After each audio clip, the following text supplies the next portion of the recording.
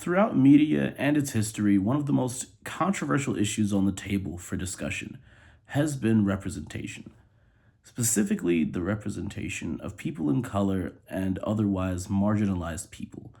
From lack of representation in media to representation littered with stereotypes, the relationship between marginalized groups has been contentious for a long time in relation to the media that they consume. In this video essay, I plan to show that representation in media is especially important to marginalized groups because it can shape and alter reality for them in various ways, both in relation to how people of marginalized groups see themselves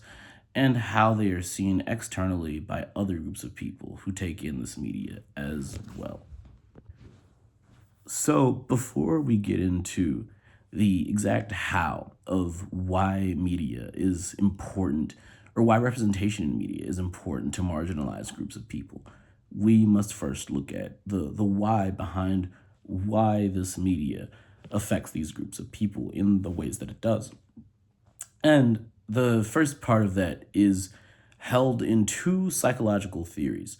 the first of which is social identity theory. This theory proposes that our personal identities are made up of social group affiliations that we strive to maintain, and that we also strive to maintain positive social group identities in order to preserve a positive self image.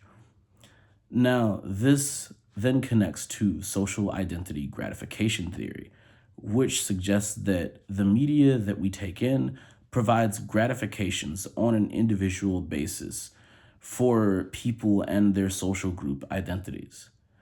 This is very important because essentially it means that we take in media, and the media that we take in, either helps us feel good about the person we are and the group of people that we identify with, or the representations in media are negative and thus cause the opposite effect and make us feel negatively about either oneself or the group that one belongs to. All right, so one of the main counter arguments might be that, well, media is just that. It is content that you consume, and sometimes it's fictional media. So the arguments like this fictional thing cannot change how people view a person or a group of people in real life. However,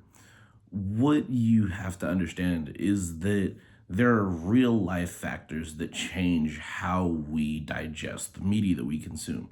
One of the biggest ones in this instant is homogeneity, which is, some people live in places that are really homogenous, so that there's, the majority of the population in large is one group of people. So their knowledge of a lot of other groups of people can come from the media they consume because these people aren't around them in their everyday sphere. An example of this is, in fact, in a panel conducted by the University of Nevada, the University of Las Vegas, Nevada, excuse me. And panelist Nisa Soon is a graduate in the schools of social work and journalism, and she explained that her family, who moved from Canada to Hong Kong, described that new immigrants seeing depictions of Black people as either violent criminals or, victims of police abuse, etc., etc., those send messages to immigrants that they should keep away from these communities of people. And it was hard for her family to have any other perception of Black people because they didn't live around a lot of them where they were from, and now the only perception of them they've been presented is a violent one. So they don't have any other basis of thing to believe than this presentation, which in turn makes it harder for them to believe anything else in real life. So this example sort of explains how you have real life factor that affects how you engage with the media, and thus that circles back to affecting your real life beliefs. This is exacerbated by the fact that it's not just news media that we have to worry about when it comes to negative stereotypes being perpetuated against minorities. Another person on the panel that I aforementioned is a reporter at the Las Vegas Suns, or was, and a graduate of the Hank Greenspun School of Journalism and Media Studies. And the exact quote from this person is you see some of this racist language, and you're supposed to depend on these places to educate you, and they just weren't at the time doing that. End quote. It's the end of that quote that's important. You're supposed to depend on these places to educate you. So when there is racist language, or at least language that is far from inclusive,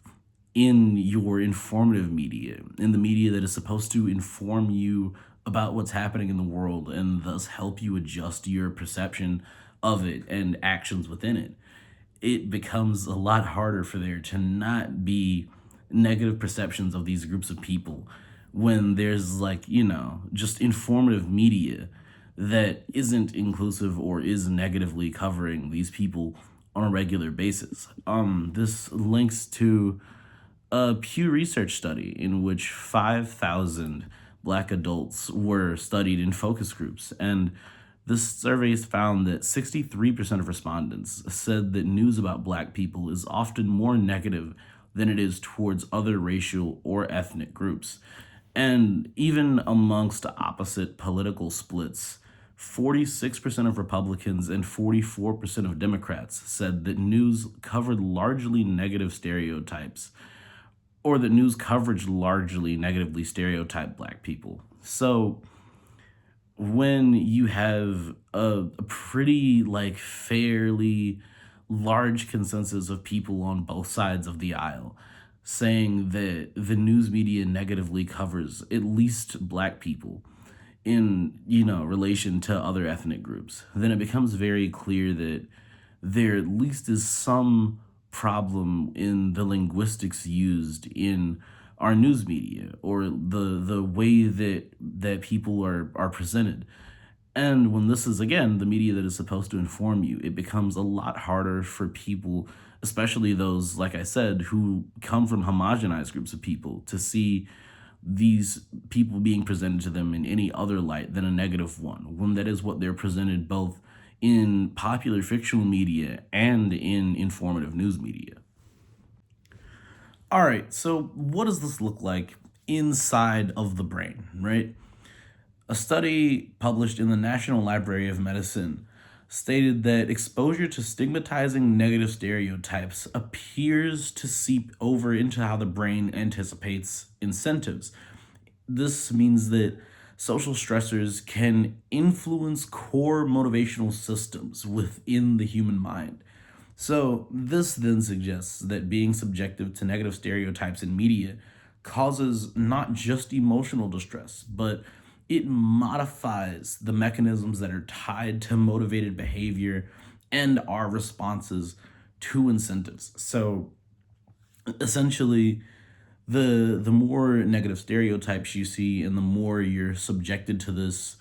your brain alters the way that it perceives how you are supposed to behave in relation to the things around you, how you're supposed to react to external stimuli that affect you, how you're supposed to react in certain situations.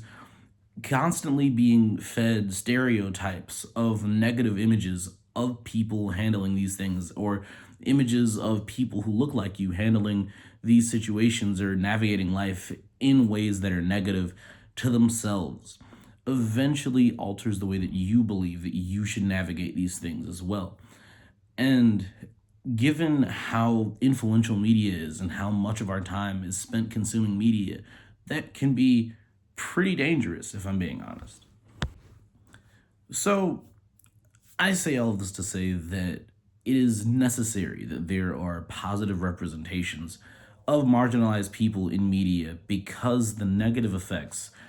of media perceptions that are perpetuated towards minorities and groups of marginalized people have very real effects both internally and externally. Externally being the perceptions of them to people that don't encounter them, or to people that don't spend a lot of time around them. Like aforementioned, in a homogenous group of people, when there only around people that are like them or that are of their culture or background, and their only presentation of other people is what they see in media, it is very hard to shake that perception with anything other than life experience. And internally, people who were depicted negatively in media can intake this, and it affects the way that they navigate life and the way that they perceive themselves, and that alters how they move through situations in general. So with the negative effects being so pronounced, it is necessary that, you have, not to be stereotypical, but a Black Panther, or something of that ilk, in order to balance out, or to at least somewhat counterbalance the effects of negative media representation.